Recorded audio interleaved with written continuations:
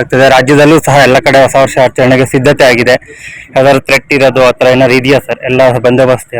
ಮೊದಲನೇದಾಗಿ ರಾಜ್ಯದ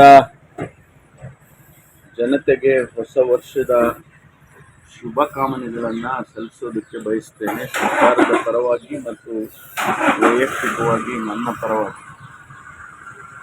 ಹೊಸ ವರ್ಷ ಎಲ್ಲರಿಗೂ ಕೂಡ ಹರ್ಷ ತರಲಿ, ಅವರವರ ಜೀವನದಲ್ಲಿ ಶಾಂತಿ, ನೆಮ್ಮದಿ, ಸುಖ ಇವೆಲ್ಲವೂ ಕೂಡ ಸಿಗುವಂತೆ ಆಗಲಿ ಅಂತೇಳಿ ಭಗವಂತನಲ್ಲಿ ಹಾರೈಸ್ತೇನೆ.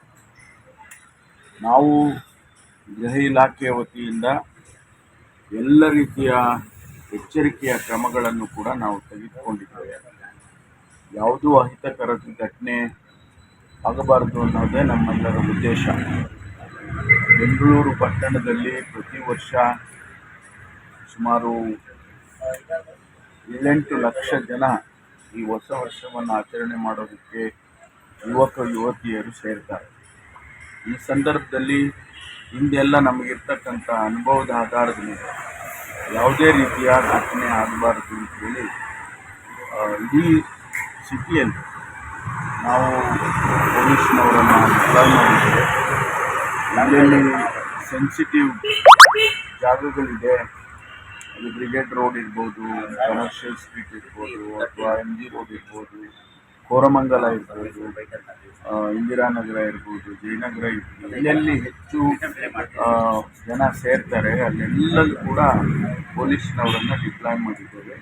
ಹಿರಿಯ ಅಧಿಕಾರಿಗಳು ಕೂಡ ಅದರಲ್ಲಿ ಭಾಗವಹಿಸಿ ಅವರು ಕ್ರಮವನ್ನು ತೆಗೆದುಕೊಳ್ತಾರೆ. ಈಗಾಗಲೇ ಪಟ್ಟಣದಲ್ಲಿ ಸುಮಾರು 7,500 CCTV ಕ್ಯಾಮ್ರಾಗಳನ್ನು ಹಾಕಿದ್ದೇವೆ.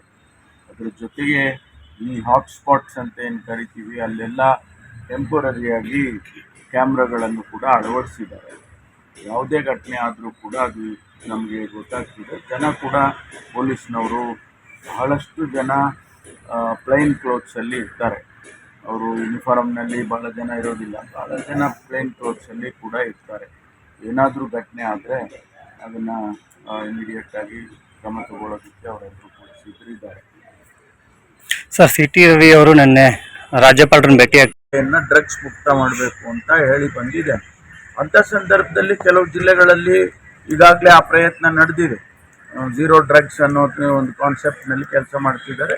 We will definitely put all over it. ಇವತ್ತು ಹೊಸ ವರ್ಷ ಜಾಸ್ತಿ ಏನಾದರೂ ಸಪ್ಲೈ ಸಿಕ್ಕಿದೆಯಾ ಸರ್? ಅಲ್ಲ, ಆ ರೀತಿ ನಮಗೆ ಮಾಹಿತಿ ಇತ್ತು ಅಂತ ಹೇಳೇನೆ ಕಳೆದ 1-1.5 ತಿಂಗಳಿಂದ ನಾವು ಡ್ರೈವ್ ಮಾಡಿ ಇದನ್ನು ಮನಸ್ಸಲ್ಲಿ ಇಟ್ಕೊಂಡು ಒಂದು ಹೊಸ ವರ್ಷಕ್ಕೆ, ಕ್ರಿಸ್ಮಸ್ಸಿಗೆ ಈ ಸಂದರ್ಭದಲ್ಲಿ ಬರುತ್ತೆ ಹೆಚ್ಚೆಚ್ಚು ಪಾರ್ಟಿಗಳು, ಅದು ಇದು ಯುವಕರೆಲ್ಲ ಮಾಡುವಂಥ ಸಂದರ್ಭ. ಆ ಟೈಮ್ನಲ್ಲಿ ಜಾಸ್ತಿ ಸಪ್ಲೈ ಆಗುತ್ತೆ ಅಂತೇಳಿ ನಾವು ಮಾಹಿತಿ ತೊಗೊಂಡು ಈಗಾಗಲೇ 1.5 ತಿಂಗಳಿಂದ ಕಂಟ್ರೋಲ್ನಲ್ಲಿ ಇಟ್ಟಿದ್ದೇವೆ.